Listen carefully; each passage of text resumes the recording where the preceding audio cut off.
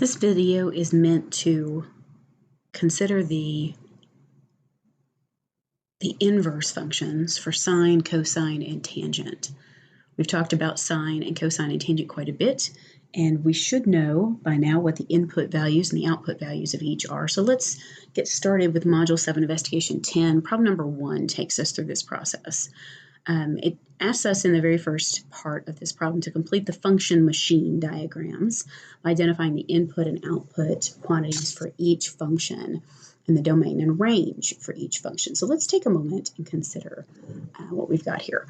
What goes into each of these functions is an angle measure. That angle measure, so far, we've predominantly made that angle measure in radians, but it could also be in degrees. So I'm just going to put the theta, right? An angle measure is what goes in to each of these functions.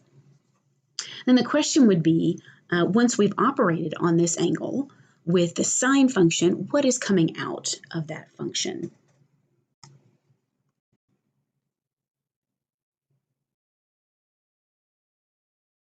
So the question is, what comes out of each of these functions?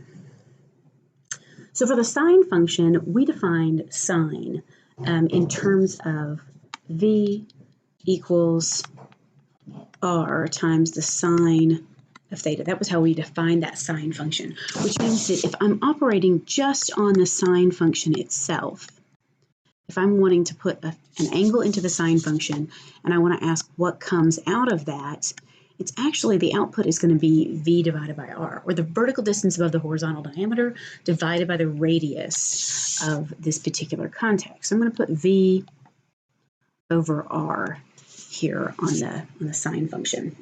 Likewise with cosine, the cosine function, we defined that as, we defined a cosine as h equals r times the cosine of theta. So if we're operating just on the cosine, if we're just operating on that angle with the cosine, then what comes out of that is h over r, or the horizontal distance to the right of the vertical diameter divided by the radius. Tangent was defined by slope is equal to tangent of theta. That was the slope of the terminal ray at the angle of rotation. So what goes in to tangent is the angle, and what comes out is just the slope. Okay. So the domain and range of each of these, we've already defined those as well. We know the domain of this to be all real numbers, and the range to go from negative r to r. Okay, but if we're talking about v over r as being what comes out, we need to modify this negative r to r just a little bit, because if what's coming out, we're kind of dividing all of this by r. So if we're looking at the ratio of the vertical distance above the horizontal diameter to the radius, well, that can only go from -1 to 1, because the ratio can only be as large as 1 to 1. We can only get to the outside of the circle. We cannot surpass it. And so I'm going to modify this just a little bit. And I'm going to call this instead, pardon me, I'm going to call this -1 to 1.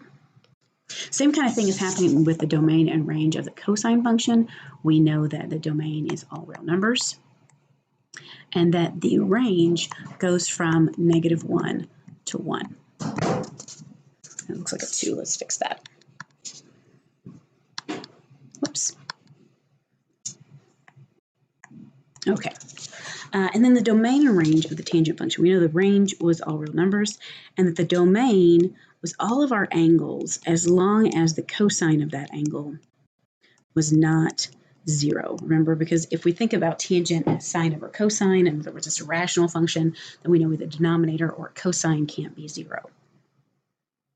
So if we're going to think about the input quantity for the inverse relation of the sine function, well, if I know that these relations are inverses of each other, then the input of one is the output of the other, the domain of one is the range of the other, etc. So the input then should be this v over r quantity. And then the output quantity for that inverse relation should be an angle.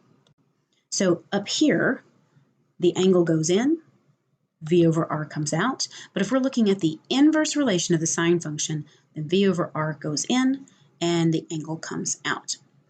And so we have to ask ourselves, is the inverse relation of the sine function a function itself? In other words, does each vertical distance above the horizontal diameter produce a unique angle measure? Well, if you think about the sine function, which moves along this way, right? Moves along this way. They said, does each vertical distance above the horizontal diameter have a unique angle measure? And it seems pretty obvious just from this one representation that no, it does not. So let's take a look at that real quick. Go away. All right. So if I just look at like maybe this vertical, right? So let's call this some V. And if we look at this, we can see that this angle has that measure. This angle has that measure. This angle has that measure, and so does this one. So there's an infinitely many vertical distances that have the same, or excuse me, there's infinitely many angles that will produce the same vertical distance above the horizontal diameter. So the answer is no, it's not a function. So an interesting thing happens here. In order to compensate for the fact that the inverse sine relation is not a function, well, we'd like to be able to have an inverse sine function, an inverse cosine function, an inverse tangent function. And so mathematicians have done a little manipulation to make that work. So let's take a look at the next slide. I kind of took this from your book, but I think your book presents this maybe slightly differently. But I'm gonna go ahead and take a look at this. So just to review, the inverse sine relation, V over R should go in and an angle measure should come out. For the cosine, inverse cosine function, H over R should go in. That doesn't look like an H. Let's fix that. H over R should go in, and the angle measure should come out. And then for the inverse tangent, same kind of thing. The slope should go in, and the angle should come out. But let's talk a little bit about domain and range here, because that's going to be a little different. The domain here is definitely from -1 to 1. This same domain is going to be true for inverse sine and inverse cosine. We're going to keep the range of the other as the domain of these inverse functions. But the range is a little bit trickier, because if we made the range all real numbers, we'd end up with a function that looks like this. We'd have to do, let's see here, it's a sine function, right? So if we call this inverse sine of V over R is equal to theta, well, we'd end up with something that looks like this. We'd have this kind of relationship as we move up and down, and we can see really clearly that this is not a function, right? We talked about that on the previous slide. So in order to manipulate this just a little bit, the powers that be try to create a range that is going to satisfy all of the different sine functions of values that we could have. Okay, so but without repeating itself up and down the angles. So remember, this is theta. This is the theta axis now. And this is the V over R axis. And we're going from -1 to 1. So if I want to make that happen, I'm going to zoom in on this a little bit because I drew it a little small.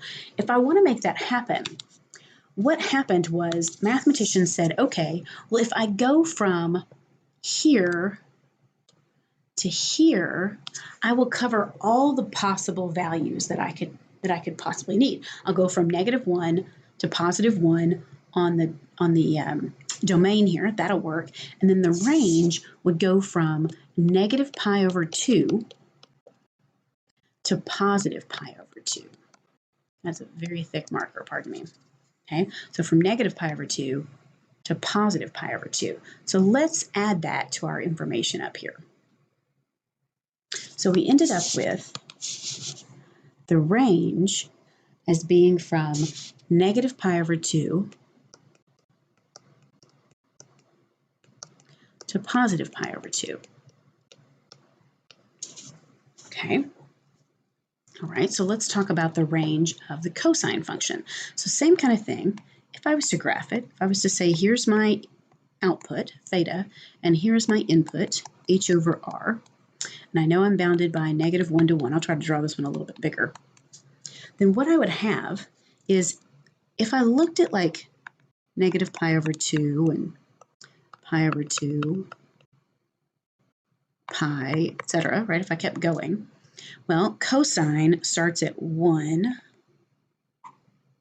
goes down this way, continues up, right? It would go like this. Now, if this is like, if you're looking at this and it's blowing your mind, it might be wise right now to pause the video and convince yourself that this is what the inverse cosine function would do. But again, we've got not a function. So we've got a problem. So again, we manipulate the range. Well, this time, to get everything that we want, well, to get from -1 to 1, we could go from here to here. We could go from 0 to pi, and that's exactly what they do. They take the range from 0 to pi. All right, now, okay, so let's talk about tangent. Same kind of thing is happening with tangent. We want to talk about this as m and this as theta. Well, okay, we know that tangent has an asymptote at pi over 2, 3 pi over 2, 5 pi over 2, negative pi over 2, negative 3 pi over 2, etc., right? And in between, we've got this, this trend where it goes from 0 to positive infinity, 0 to negative infinity, right? 0 to positive infinity, 0 to negative infinity. So again, not a function, right? Super duper fails the vertical line test. Okay, so this is, I'm going to mark it pi over 2 and negative pi over 2 in here, because that's helpful. Okay, so this is not a function. We're just all going to believe this is not a function. All right, so again, mathematician said, okay, so how can I set up an interval for the range that's going to give me what I want? So in this particular case, this part of the function gives me what I want, or this part of the relationship gives me what I want. So I'm going to use all real numbers as the domain. You can see that pretty clearly, that all real numbers would be the domain, and that the range is going to go from negative pi over 2 to pi over 2. And you know, over here in the inverse sine function, we included negative pi over 2 and pi over 3. But here we can't include them because that's where our asymptotes are. So we're going to use rounded brackets there instead of square brackets. And so what we've just done here is we've defined these three functions. I'm going to add this information to our trig generalization chart. I'll add a few extra columns so that we can kind of see how this works. And that takes care of this one.